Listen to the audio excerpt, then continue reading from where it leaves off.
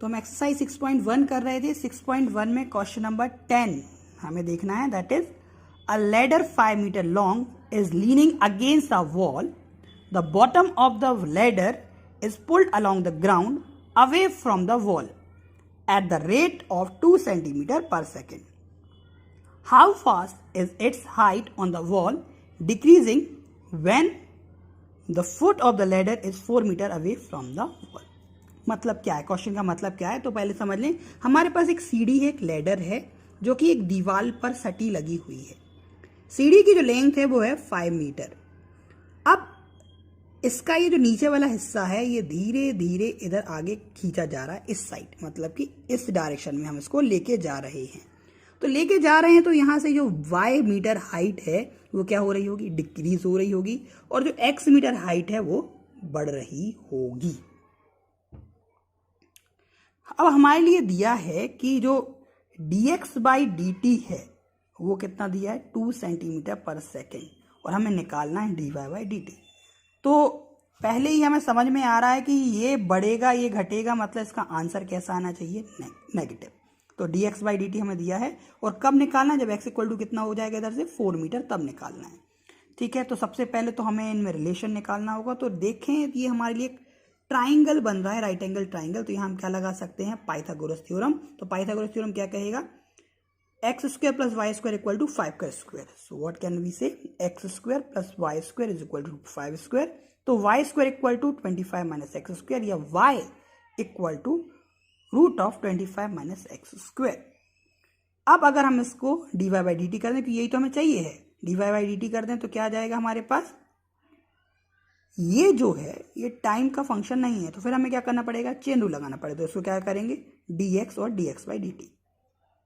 तो अब हम रूट का जब भी डिफ्रेंशिएशन करते हैं तो हमारे पास क्या आता है, 1/2 रूट इंटू जो भी रूट में होता है, या जिसको डिफ्रेंशिएशन आता है तो आराम से कर सकते हैं कि रूट 25 माइनस एक्स स्क्वायर में सबसे पहले हमने रूट का डिफ्रेंशिएशन किया तो कितना आ गया, 1/2 into root 25 minus x square. फिर रूट के अंदर क्या है, 25 माइनस एक्स स्क्वायर का डिफ्रेंशिएशन किया मल्टीप्लाई में, तो 25 का हो गया 0, और माइनस एक्स स्क्वायर का कितना हो गया, -2x, और फिर वापस dx/dt। अब हमें dx/dt की वैल्यू दी है क्वेश्चन में, तो कितनी दी हुई है वो हम देख लेते हैं। तो यहाँ से पहले हम देखें, 2 से 2 कैंसिल हो गया, ये माइनस आगे आ गया, तो -x/√25 minus x square into dx/dt। अब dx/dt की वैल्यू रख देते हैं कितनी, 2। तो यहाँ मैंने रख दिया 2 रख दिया, और y जब हमें क्या निकालना है, y कब निकाल, dy/dt कब निकालना है, जब x कितना दिया है हमारे लिए क्वेश्चन में 4। तो हमने यहाँ x की वैल्यू 4 रख दी, यहाँ भी और यहाँ भी। तो क्या आ गया, -4/25 माइनस 4 का स्क्वायर 16, और इंटू ये dx/dt की वैल्यू 2।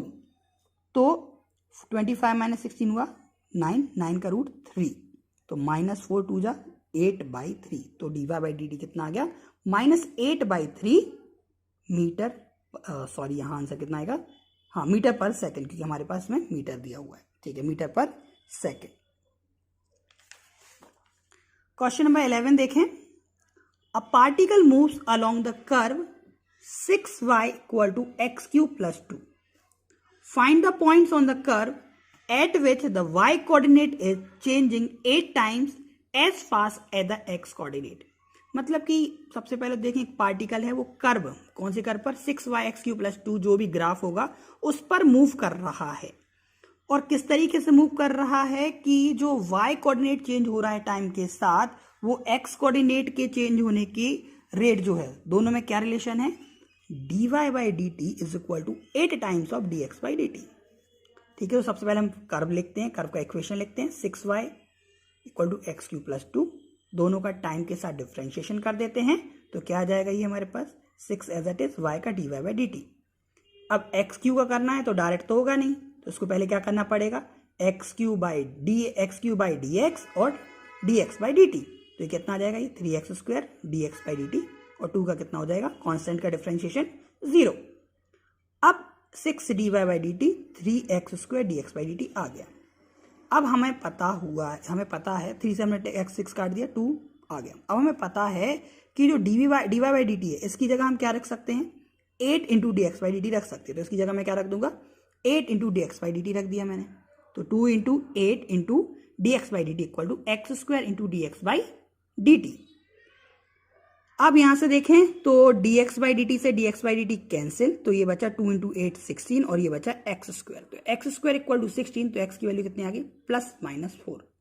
अब जब x प्लस 4 होगा और या जब x इक्वल टू माइनस 4 होगा, जब x इक्वल टू प्लस 4 है तो क्वेश्चन क्या है हमारे पास 6y equal to x cube plus 2। तो यहाँ 4 रखेंगे तो कितना आएगा 4 का क्यूब प्लस 2 और डिवाइड बाय 6, तो y की वैल्यू आ जाएगी। तो कितना आ गया 4 का क्यूब होता है 64 प्लस 2 66 डिवाइड बाय 6 11।